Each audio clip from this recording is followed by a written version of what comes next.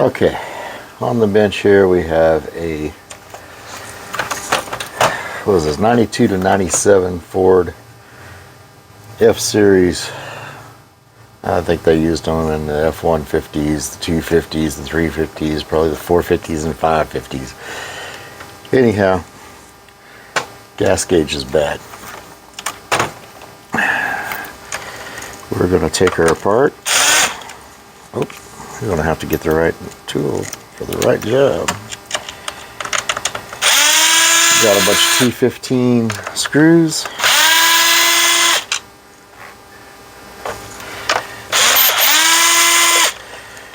All these ones on the outer edge.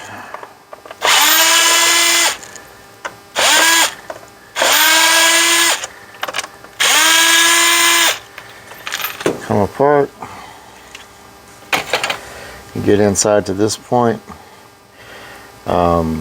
These things come out a little different. These outer gauges have to come off first. They simply pry off. Get a screwdriver here. You just pry up on the edge. They're pushed in. Little push pins in the back. Push into these little spots in there. That's how they're seated. And take them off in this order, because this one holds down this one and this one holds down this one.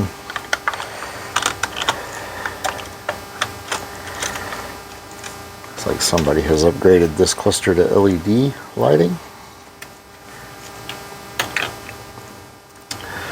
So, of this, we have a bad fuel gauge. Everything else is working fine, so there's no need to mess with anything else. I've got another cluster over here.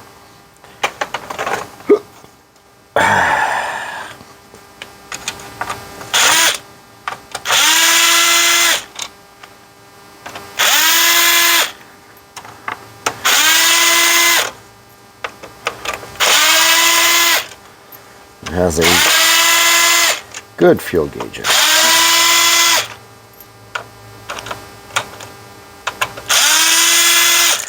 These clusters are getting a little pricey on eBay. This one was about 150 bucks. And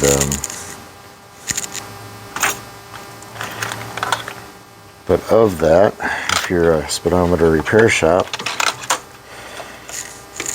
you get all the gauges. Keep these separate from the others.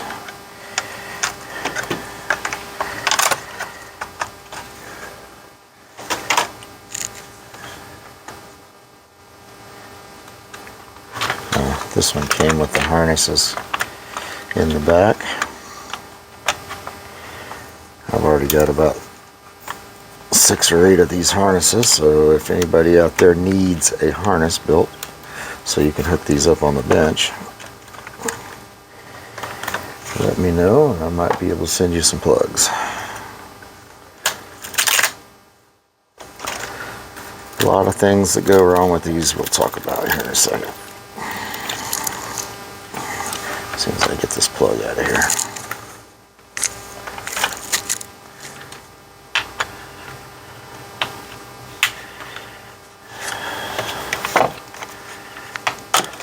Okay. Some of the stuff that goes wrong with these. These things can have these little flimsy circuitry in the back. They have these little tabs will lift from the this one, that one's trying to lift off there and separate. Once that happens, occasionally we can get them back down and get them operating. These are notorious. We have issues with these, with the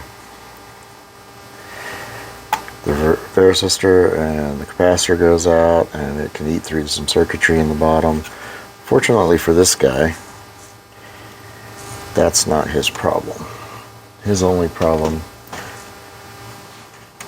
is going back together with the original cluster here. His only problem is the field gauge. So we are going to install the fuel gauge from the other one.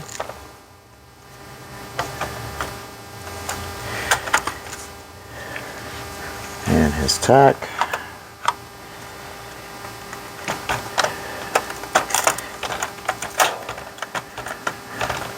And he should be good to go as soon as we get his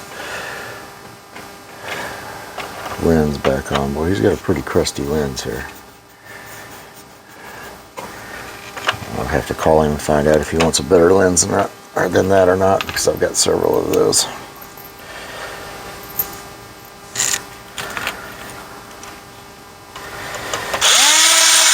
The good thing about just replacing a gauge when it's bad like that, you don't have to get into the PSOM portion, which is the circuit board behind the speedometer. So his mileage will stay consistent. His gearing will stay consistent, because it does have the rear end ratio on the PSOM. And he should not have a problem.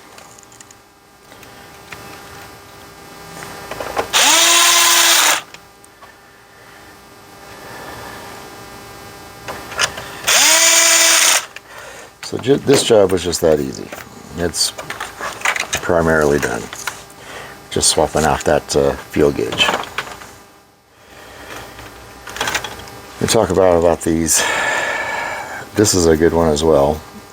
Just out of the gauge cluster that I purchased off of eBay.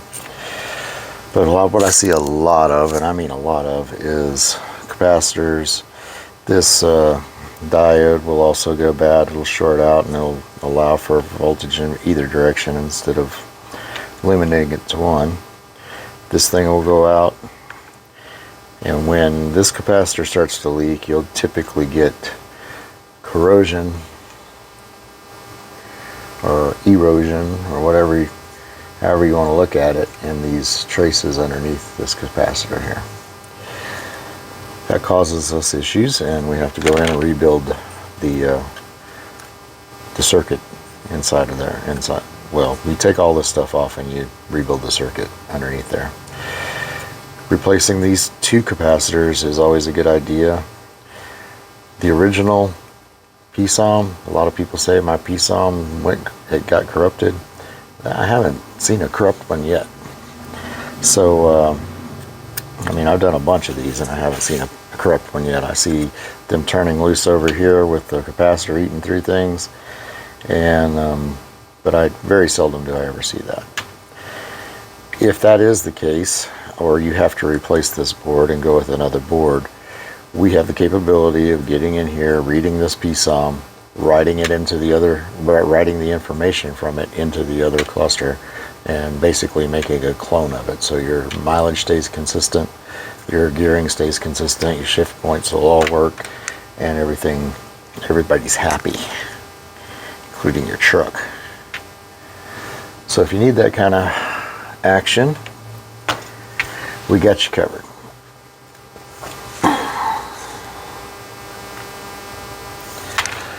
And that's about that for the Ford trucks, or the old Ford trucks, the 92 to 97, I believe it is. So, like and subscribe. Hit the notification bell if you want to see some more, and hopefully you can have the confidence in us to rebuild your cluster, and maybe have the confidence in yourself to do it yourself as well. If you need any help, I'm right here. So holler at me and we'll get you covered. Thank you.